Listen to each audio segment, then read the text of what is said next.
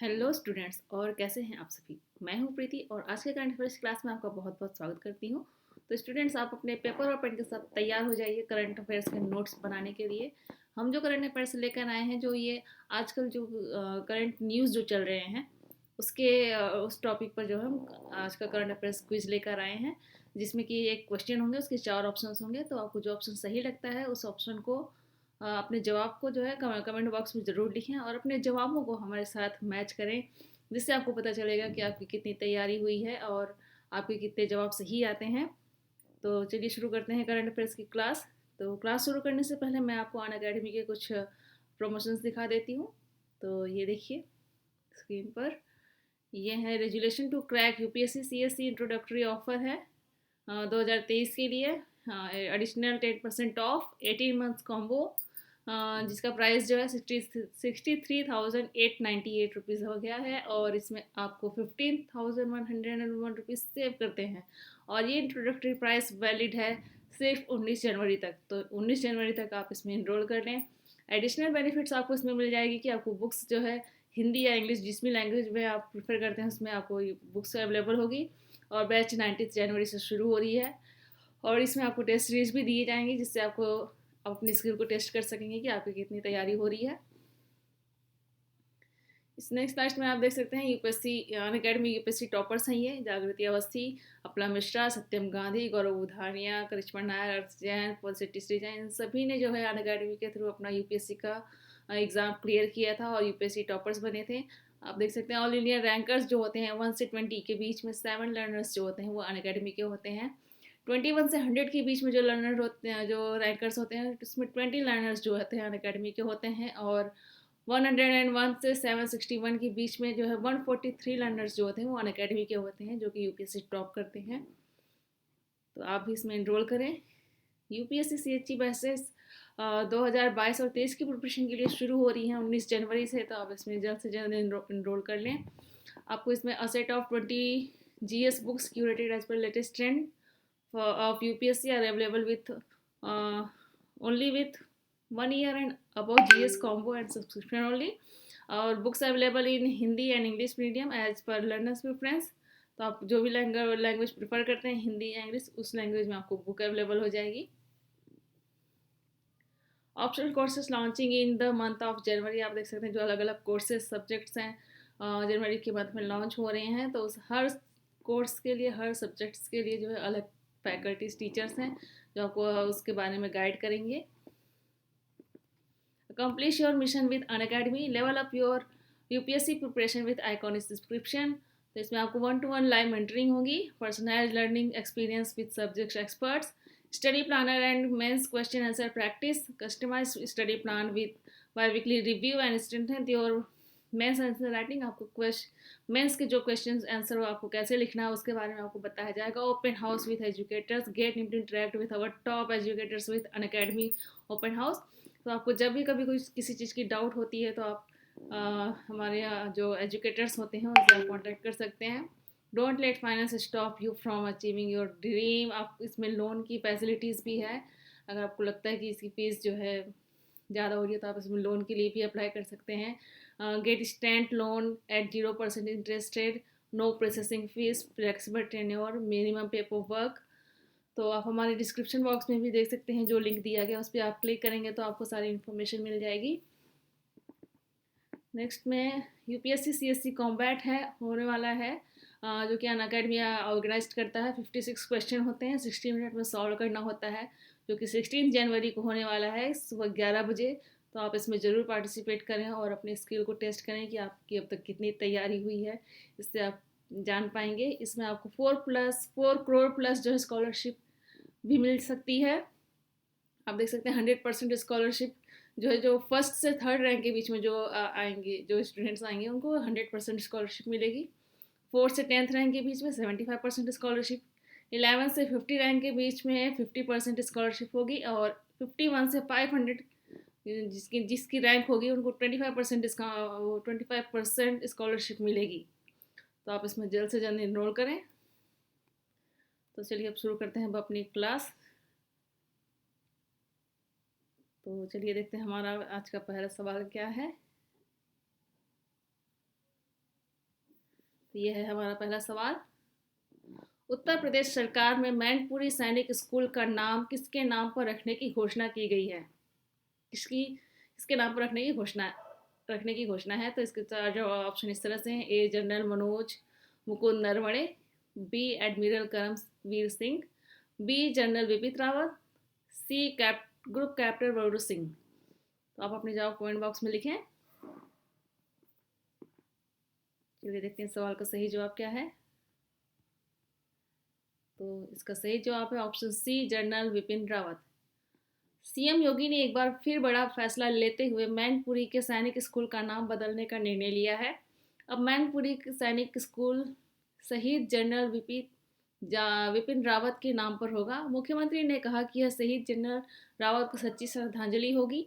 इससे युवाओं को प्रेरणा मिलेगी। मैनपुरी स्थित सैनिक स्कूल की शुरुआत 1 अप्रैल 2019 को हुई थी। उत्तर प्रदेश सरकार और रक्षा मंत्रालय के बीच 30 अप्रैल 2015 को हुए एक समझौते के आधार पर इस स्कूल की स्थापना की गई थी।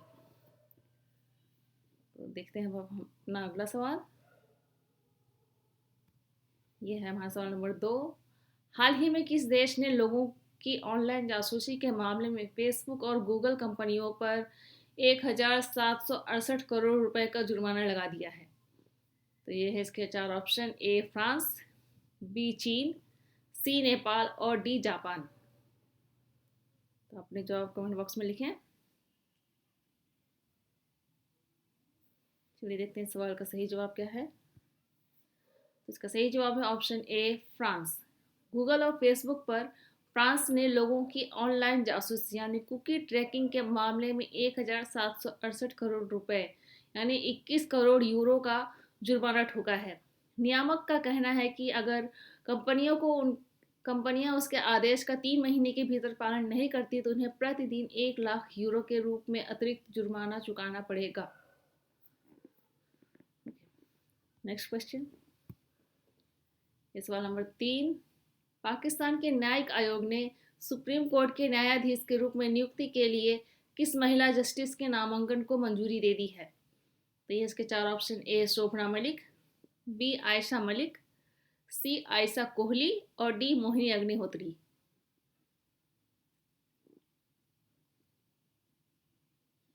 चलिए देखते हैं इसका सही जवाब क्या है। तो ये इसका सही ऑप्शन है ऑप्शन बी आयशा मलिक। पाकिस्तान की न्यायिक आयोग ने सुप्रीम कोर्ट के न्यायाधीश के रूप में नियुक्ति के लिए जस्टिस आयशा मलिक के नामांकन को मंजूरी दी है, जिसके बाद जस्टिस आयशा पाकिस्तान के न्यायिक इतिहास में पहली महिला ऐसी जज होंगी। हार्वर्ड लॉ स्कूल से LLM स्नातक न्यायमूर्ति आयशा मलिक 2012 में लाहौर उच्च न्यायालय में न्यायाधीश के रूप में पदोन्नत होने से पहले एक प्रमुख कॉरपोरेट और वाणिज्यिक कानून फर्म में भागीदार थी। वहीं अपने प्रमोशन के दौरान वह पिछले 20 वर्षों में लाहौर उच्च न्यायालय की पहली महिला न्यायाधीश थीं।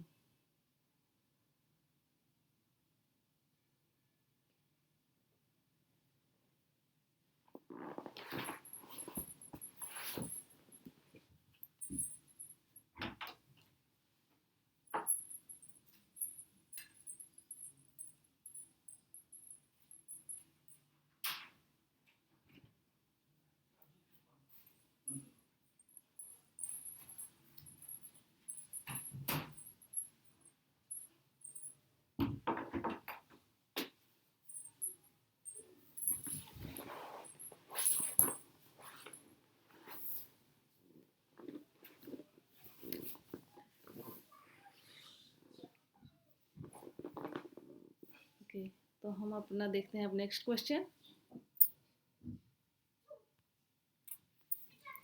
ये हमारा क्वेश्चन नंबर 4। एलन मस्क की कंपनी स्टारलिंक इंडिया के किस प्रमुख ने अपने पद से इस्तीफा दे दिया है? तो इसके चार ऑप्शन: ए अमन गुप्ता, बी मोहित गोयल, सी पीयूष मेहता और डी संजय भार्गव। तो आप अपने जवाब कमेंट बॉक्स में लिखें।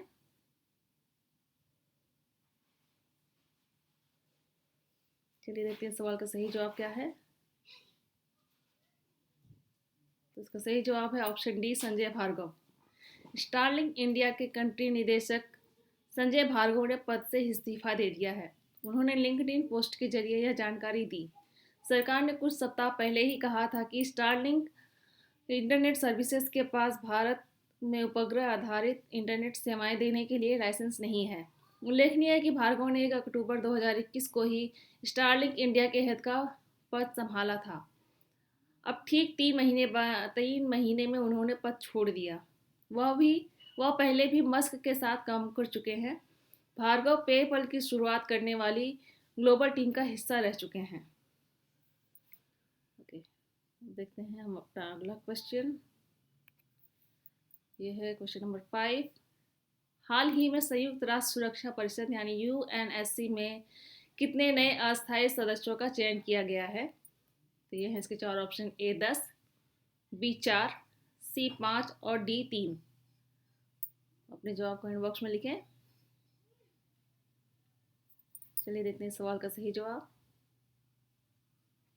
तो इसका सही जवाब है ऑप्शन C 5। हाल ही में संयुक्त राष्ट्र सुरक्षा परिषद यूएनएससी में 5 नए अस्थायी सदस्यों यानी अल्बानिया, ब्राज़ील, गैबान, घाना और संयुक्त अरब अमीरात का चयन किया गया है। अल्बानिया पहली बार सुरक्षा परिषद में शामिल हो रहा है, जबकि ब्राज़ील 11वीं बार सुरक्षा परिषद में अस्थायी सदस्य के तौर पर शामिल हो रहा है। गैबान और घाना पहले 3 बार परिषद में रहे हैं तथा संयुक्त अरब अमीरात 1 बार परिषद में शामिल हो चुका है। देखते हैं नेक्स्ट क्वेश्चन। यह है अगला सवाल। हाल ही में किस देश ने एक हाइपरसोनिक मिसाइल का परीक्षण किया है?